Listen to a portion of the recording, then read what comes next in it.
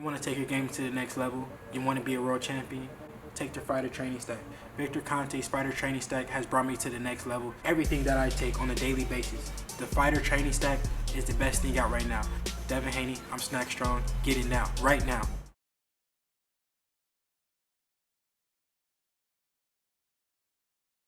What's poppin'? I'm Jermell Charlo, not Jermall Charlo. You know, I'm the motherfucking undisputed coming soon. And I'm glad to get another opportunity to do this. Jermell, Talk to me. 4 weeks out from the rematch, how are you feeling about this rematch? I'm anxious. I'm ready to go. You know, like this is a big moment for me. I'm locked in a little bit different this time. I'm locked in like I never been here before. I'm locked in like I don't gotta fight. You know what I'm saying? I'm more dedicated than I ever been. I feel hungrier. I don't know what's next after this opportunity in my life, and I'm glad God gave me the opportunity to fight the same guy, make millions of dollars, and just put on a better performance. It's about me this time. This is about the best of Jermell Charlo. Jermell, I remember after the fight, you mentioned that there were a few things wrong that you weren't happy with. Correct. Were you injured coming in the fight, or what was going on?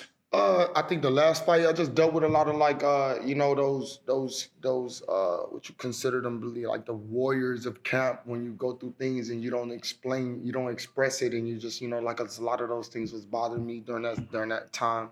I was getting ready for you know, like I was having back spasms and shit. I realized, and like, hey, you got to take this a little bit different. You got to try to change it up a little bit. I want to say that I came in this doing it the old school way right now. You know, at first I was just being superstar Jermell Charlo, and I put that shit beside me right now. And this is like about me digging deeper into the Jermell Charlo that I really am. You know, like trying to test myself into deeper waters with everything. You know, training and swimming and just running and just everything. You know, stuff that I kind of like. You know, like I said, I went away from. Because, you know, you start to grow into like that stardom world. You know, I put that shit beside me. All the partners that I had around me, got rid of them, stopped hanging, you know, just everything, taking sleep more accurate and being, you know, considerable to that. Stuff like that, you know, like just little small things. Now, Jermell, I know that you were talking about this rematch. Now, how eager are you to get this rematch? Because I know it was supposed to be in March and it got delayed, but even before— I want to knock this motherfucker out. Yeah. You know what I'm saying? The male that y'all knew from when I was fighting 4 rounds, you know what I'm saying? And I was going there trying to end that 4-round fight with a knockout. You know what I'm saying? And I want to be that guy for 12 rounds now. Jermell, normally this kind of fights for the second time around, it doesn't take that long. The delay is going to affect your adjustment plan? Well, I don't know. I don't think so, because I train all my life. I train all year round. So how could a delay mess me up other than making me better, I think? How could a delay give me opportunity to, you know, to do me? You know what I'm saying? The computer staying there of what you saw from the man in front of you, but now it's a couple of months ahead. Nah, I'm ready to go.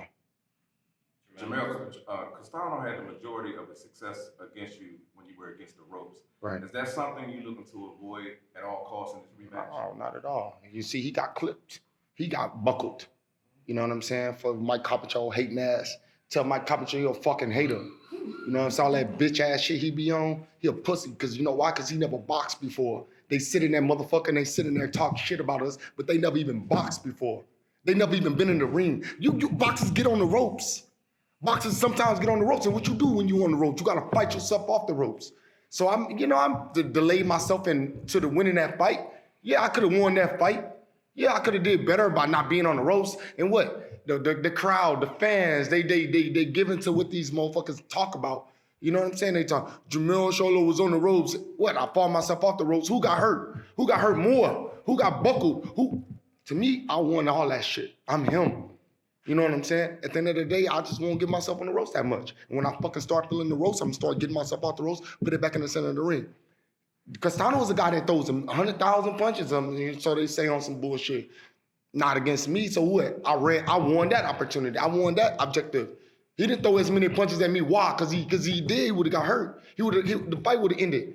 Let him come in there charging me up like that again. I'm gonna come in that motherfucker and smash him. This time around, thank you, Steven. You motherfucker, come here. You the guy. This is the president of Showtime. Why he keep bringing me back? Why they keep doing this to me? Why because they fuck with me, they fuck with my skills. They understand what I possess in the ring. I'm him.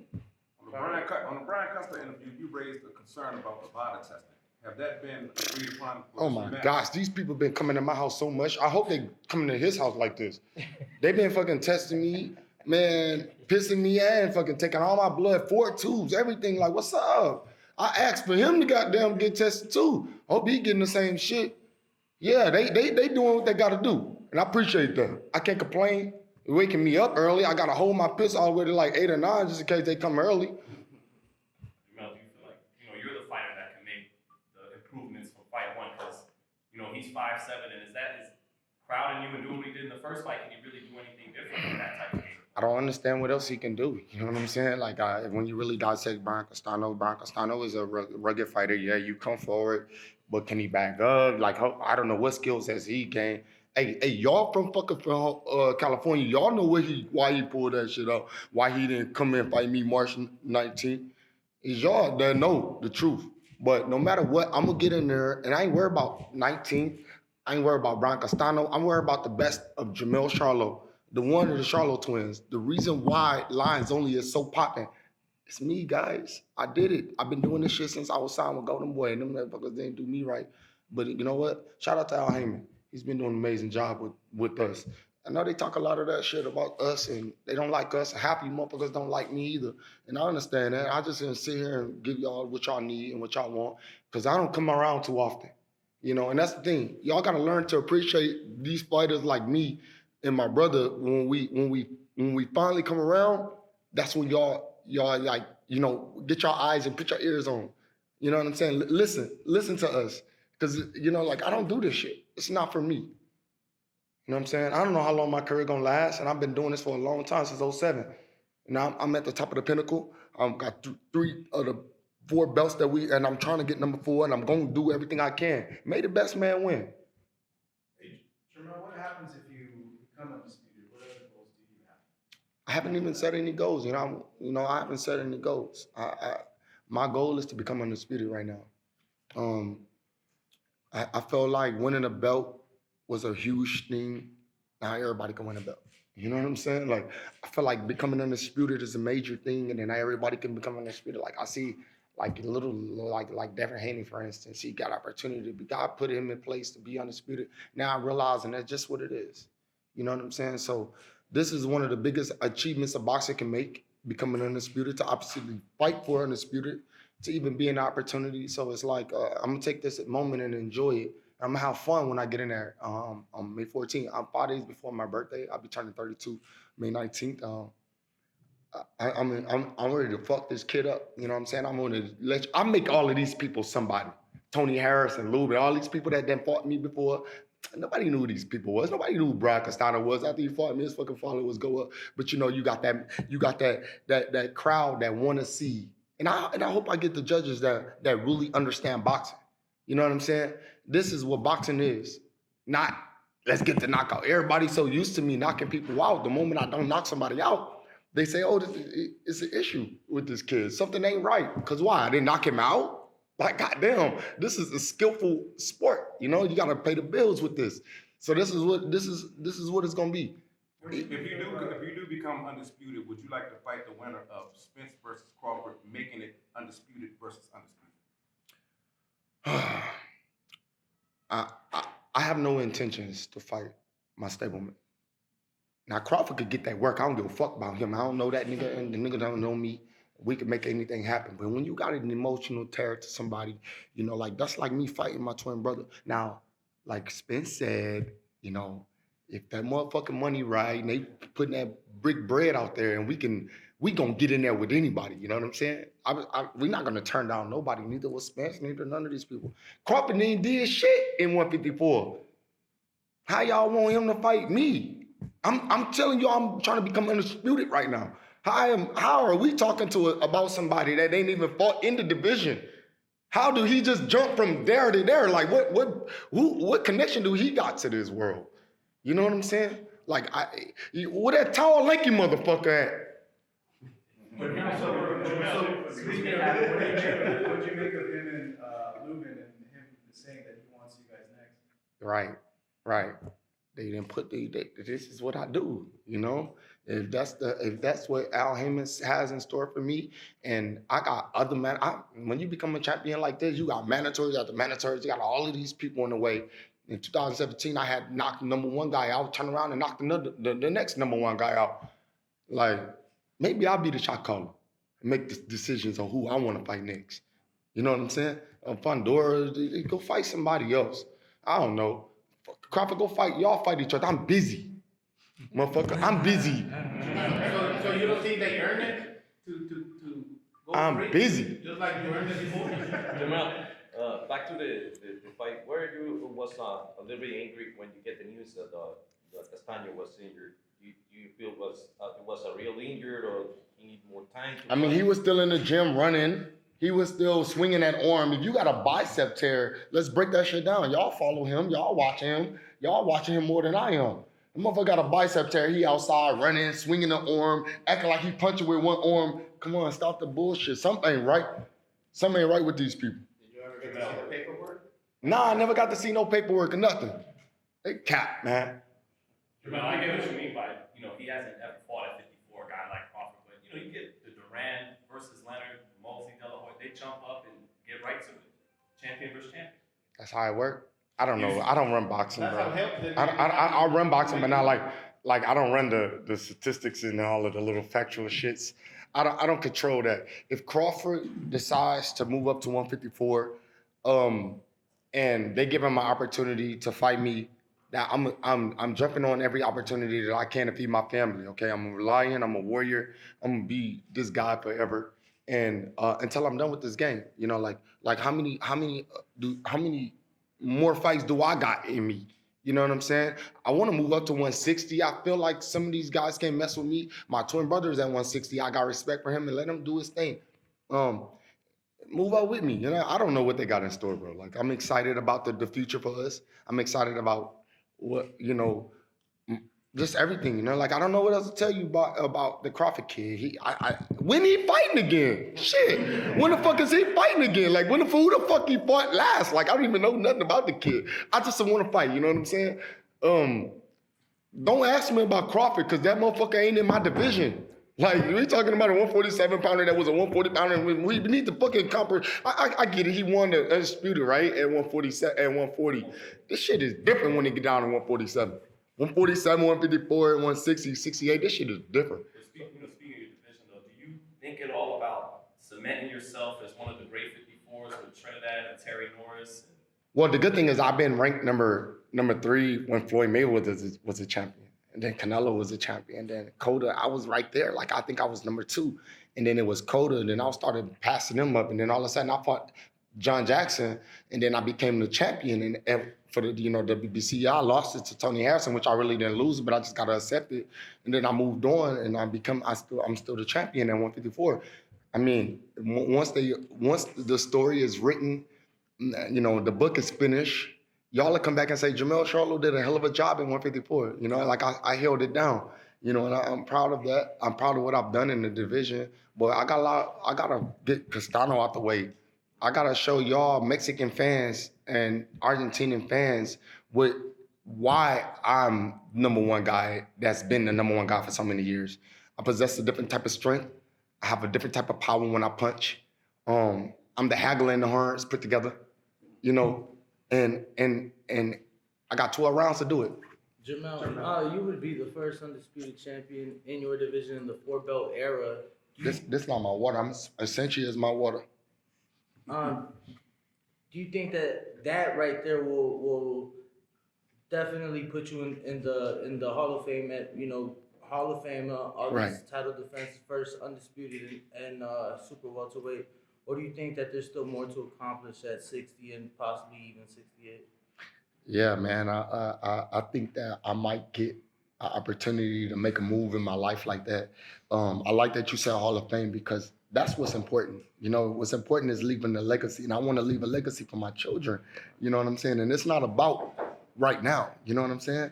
The legacy is for the future. You know what I'm saying? And so I'm, like I said, I'm writing my book. My story is to be told, and if I don't get the eyes and the viewers, that's okay. I'm not begging to be the most popular boxer. I'm not begging to be the hottest guy around. That shit is dead to me. You know what I'm saying? I'm just doing it for me and my future. Jermell. Hello. Jermell. Oh, they told you I'm acting up or something? I don't know. They ain't told me nothing, but we gonna find out now. Jermell, Derek actually mentioned how critics said before you came to him that you weren't a puncher, and after you obviously you started knocking a lot of people out. What is it about Derek's training style that maybe helped in the power department? Well, Derek is like a tall guy, right? And he got these big ass strong arms because he used to be a boxer. So when we doing the mitts, everything that Derek does is fucking power, like cha cha cha cha. Then I added the legendary Juan Guzman, which was my favorite fighter when I was a young child, you know, like even watching him grow up. So I added Guzman. Guzman is about a lot of speed, a lot of defense, but I came from Ronnie Shields' pedigree, you know, and that's a lot of things that people forget. Ronnie Shields was a different type of fighter. He stick, he moved, he punched, he had a different arsenal. But when I added Derrick James, he created like a different type of ferociousness in me, you know, and I'm getting older, so I added Juan Guzman. I'm getting a little bit smarter, you know, got to get hit with certain shit. Let's not worry about that. So it's like right now I'm becoming a full all-around fighter that I am, you know, and so, you know, Derek, man, this has been like a amazing time, you know, training with Derek. You know, from the last fight, you know, it was hard to try to make these two meet, you know, and now that Guzman is understanding everything that Derek's trying to tell me, we sticking to that game plan so we all could be united in one and be solid together. And you know, like it's been good. You know, like right now, I can't ask for a better team than what I have. Jermell, what's the trickiest thing, man, about fighting Castano? Fucking don't know. It's not a trick. There's no trick to it. It's about me. You know what I mean? It's about me having my best night. If I'm off a little bit, then you people gonna see it. Y'all gonna talk about it. Y'all gonna say, you know, gonna make judgment. But there's no trick to it. The trickiest thing is listening. So sometimes it can become hard. It can, you know, like a warfare where you're trying to do you know what but you gotta understand what they saying, and then it's like putting it all together at once, you know. So it's like I go in the gym sometimes and I just wanna, coach say do this, do it right away, you know. But sometimes you don't gotta do it right away. I want to go back to something Mel said a little while ago about appreciating him when he's here. And that really resonated with me, and I hope it resonates with you, because the sport of boxing needs fighters like Jermell Charlo. You know, not just in the ring, not just exciting and passionate, athletic, puts on a show, entertains people, but does this, entertains people. And I'm not saying he's here to entertain you, but people are always saying we need personalities in the sport. We need larger life characters. We have one here. We have a larger than life person in the ring and out of the ring. And I hear people say, well, he's angry, he's this, he's that. You know, that is passion. What you're hearing is not anger. This is passion. This is a commitment to the sport. And I think Jermell is the kind of fighter that, you know, when he's gone, I don't know if that's in 2 fights, in 5 fights, in 10 fights, who knows? But when he's gone, I feel like there will be a greater appreciation for him. And I think, you know, we need to appreciate him when he's here, because, you know, fighters like Jermell are critical to the health of the sport. They draw people in, they impress people in the ring, they attract eyeballs outside the ring. You guys see it, you know, you guys all wouldn't be here. If his videos were doing 10 views, you know, we wouldn't be here, and you wouldn't be here. So I do think, you know, it's time to give him some of his flowers sometimes. Just to piggyback off of what Steven said, Jermell, you've always had a fan-friendly style of fighting. You know, you resonate very well with a lot of the fight fans because you're very outspoken, you're very passionate, and you're a man of your word. You know, going into this fight with Castano, you know, the old saying in boxing is that, you know, the rematch always favors the better fighter, the better puncher, the better boxer.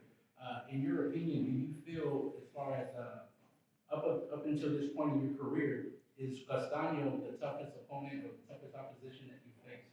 Nah, not at all. You know, I fought Bonas Monterosian, who was an Olympian. I fought some studs, bro. Like John Jackson was a legendary of the son of a legend. I fought Lubin, which y'all seen, which was a great fighter at the time. You know, they was bumping him up. I fought a lot of like if you recognize my resume, you'll peep that I really been in the ring with some like oppositions. And that's the difference between me. They always try to judge me and my twin brother, and that's when the devil try to get to the best of us. But my career has been against tough fighters since my first pro fight. You know what I'm saying? I worked my way up. I stayed strong because at the beginning I was like, I don't want to get released from these companies. I want them to make sure that I'm still. So I fought my ass off all the way until then. Realized that was bullshit. Moved forward. I kept on fighting. Got with Derek James when I opened my own boxing gym because Ronnie Shields didn't want to come train me at my gym. So that's really where it was. We split. And then got with Derek, got called Errol, said, hey, Errol, hey, dog, I need you to share your coach with me. And then his motherfucker said, all right, dog, let me listen. Boom, I called Derek. Derek, like, I got to talk to my wife. We got to see. This is something new for Derek. Derek only had one fighter at the time. Then I got with Derek James. And I felt like life began for me. You know what I'm saying? I became like dynamite. You know, like I just became more ferocious in the ring, like I said. And it wasn't about because I remember I had the Ronnie Shields pedigree, and then a lot of boxers are afraid to expand the horizon when they're kind of learning something in the sport. Like the other day, yesterday, I was watching Hagler. I watched Termy Hearns and Hagler, and I'm just like, wow, they really came out banging in the first round, right? Jermell, I know your priority is unify the 154. I'm already unified it. I'm trying to become undisputed. The undisputed, the 154. But your legacy, maybe you think this year, next year, go to 160. Your brother is gonna go up to 168, and try to get in another division. What you asking? That's something in your mind that maybe if you get the Castano, the unified all the belts in 154, thinking about going to 160. My whole concept is let's move as a team. You know what I'm saying? We Texas, we stand strong on our shit. And if positions change because of the fact that weight divisions, that means we must take the next step. The next opportunity is maybe to move up to 160, and then I make 160 popping because maybe me and my brother could win the division titles in the same division again. So I don't know. Errol Spence, he's 147. And I know he want to become undisputed champion at any division. It just becoming undisputed just is amazing. So I don't know if Errol Spence want to do it at 147. If 147 is pushing him to be 154 and he want to accomplish that goal, and I know I can make 160, then let's move this shit over. Let's everybody just make a shift. We could talk as a team. Everybody try to pin y'all against each other, and that's not the objective. It's a millions of fighters out there and millions of dollars out there. This man is holding them. So we got to make sure that he can put us in the middle of the ring, and it's not about fighting one another. How am my coach gonna coach me and Earl and we're gonna fight each other? This shit don't make sense. Y'all wanna see some sparring and pay me millions of dollars for sparring? That's not what it's about. You know what I mean? I can't punch my brother. But look, if they wanna fucking pay me 50 million or some shit. You gonna make it happen. Do it. The negotiation has started, right? They wanna start that shit, right? Jermell, winning is the ultimate goal in every fight you have. I mean, of course, anybody. I wanna get a knockout. Right, The ultimate goal is knocking somebody out. How important is it that you knock this guy? Is that your goal to knock him out? Is it just more than just winning? It's just, Well, I'm gonna answer that. We don't go in trying to get knockouts, they happen. Cause you go and try to get a knockout, you're like an idiot trying to do it because every punch is hard and not set up. So even though I'll say this, I don't train for them to get knockouts, but the way we train, we do get knockouts. So that's how we're gonna answer that, because you go out there trying to get a knockout, you look like an idiot and you never get it. Everything is set up. Everything is, even with the Lubin fight, it was one shot, but it was a shot. We just practiced at the locker room, double jab, and break it off, and he dipped right into it. So it's all about process. It's not about it's not about knocking out, man. You look like an idiot trying to get knocked out. Jermell seems disappointed at all with when Canelo didn't opt to go the direction of fighting your brother and pick the option he did. seemed like you wanted that fight with your brother.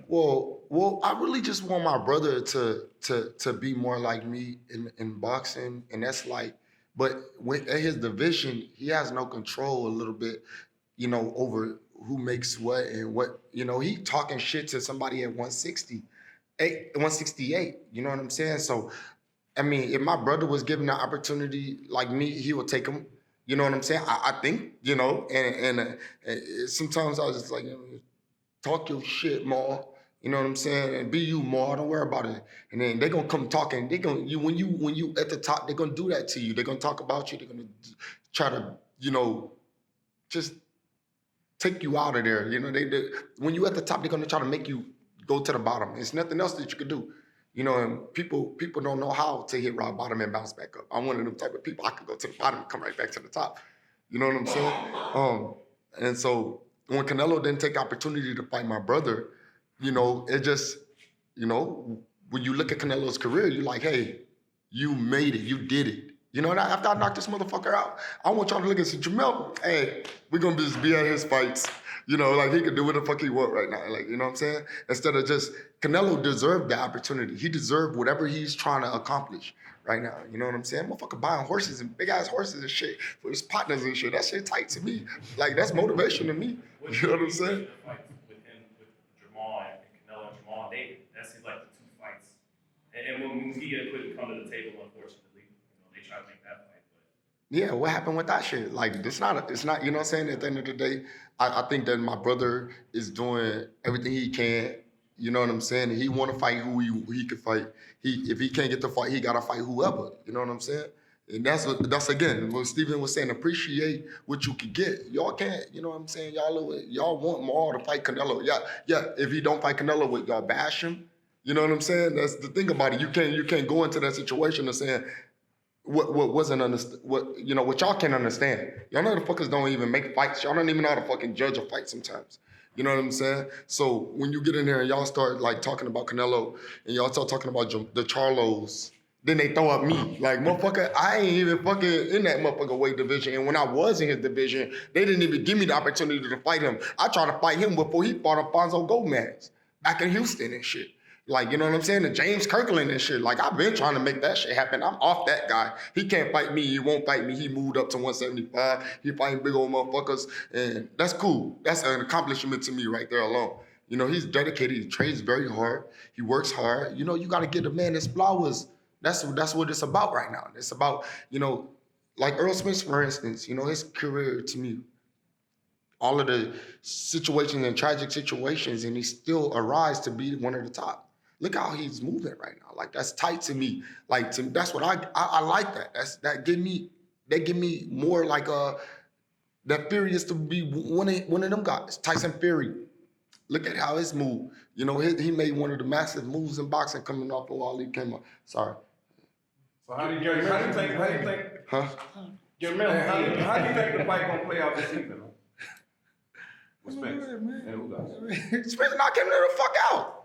Jermell, we all appreciate here. I think we all appreciate here that you keeping it 100, like you're doing. You don't always need to keep it 100. We all gotta keep it 100. That's how it is. No, you don't. Now, but the question is, how much you guys as a team grow after that first experience with Castano in the ring? I mean, I was, the night after the fight, I'm talking to coach, and it's like, he not happy with me. He not happy about what I done, my performance, and I'm just like, damn, I want to do it again just to show you that I'm better than it. We'll just come back to it. God keep giving us opportunities, and he's blessing us more and more and more. Y'all see what I did in the second rematch with Tony Harrison. I came out there with that different, anxiousness to want to win, and I want it to last forever. So when coach not happy, it's unhappy for me. Everybody, what's up? When you evaluated yourself, what did you say? I let that motherfucker hit me too much. And I guess because I'm a black young athlete, they want motherfuckers to not get hit. And when you a knockout artist, they want you to knock him out. Like, at the end of the day, I'm a fighter. We come in here, boxing is, you're gonna get hit in boxing. Mm-hmm. You know what I'm saying? So like, when I look at that fight, I'm you're just very hard on yourself though. What are some of the things that you were like looking at, like, damn, I know I could have done that? I just said it. I just told you, right? I said I hit too much. Delay. He riding on that high horse. You talking about the high horse? They get knocked off that high horse too. The Castano, he think he got a little love and everybody, you fought with the Charlo. Okay, like it's boxing, you know what I'm saying? Now he think he bigger than what he is. And then when I go in and smash him this time around, he gonna be smaller than what he is. He gonna wish he would have never been in there with me. He gonna say I'm a weight bully and all that other shit. Two more questions. Please get your Rolly Tank prediction. Rolly and Tank, I can't make a prediction to that fight because they gonna both be throwing punches. But whoever had their chin in the air and get caught, that's who going down. I think Tank is a stud. Like he's a tank. You know what I'm saying? He's Tank. Jermell, you brought up another undisputed fight coming up in June, lightweight division. Devin Haney, George Campos. Just your thoughts on that fight and how you said Devin getting so young too. I don't have the zone, so I don't know nothing about It's on Cameroon. ESPN. I don't even watch that TV shit. I watch Showtime boxing. Last question, guys. Now, April and May has been a hell of a year for the sport of boxing. All of last year, even starting this year, Showtime and other networks. I'd like to get your opinion as far as your thoughts on Oscar Valdez versus Shakur Stevenson at the end of April. What are your thoughts on that fight? A great fight. It's a young guys trying to test each other.